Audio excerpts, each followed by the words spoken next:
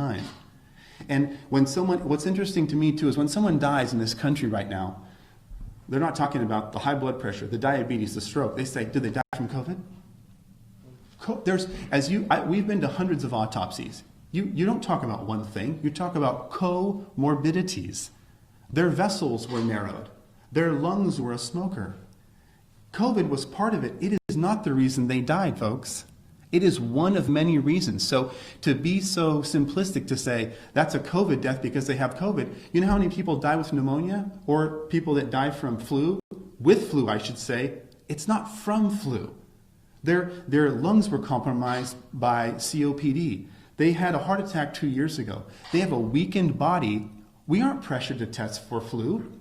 But ER doctors now, my friends that I talk to say, you know, it's interesting, when I'm writing up my death report, I'm being pressured to add COVID. Why is that? Why are we being pressured to add COVID to maybe increase the numbers and make it look a little bit worse than it is? I think so.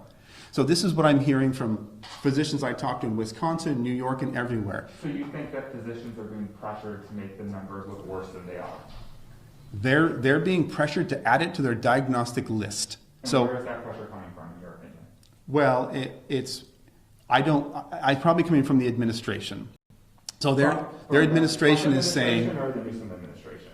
it's probably coming from the hospital administration. I didn't ask them specifically, but they said we're being pressured in-house to add COVID to the diagnostic list when we think it has nothing to do with the actual cause of death. You can't confirm that beyond their word. The actual cause of death was not COVID, but it's being reported as one of the disease processes and being added to the death list. When they died from COPD, they had COVID.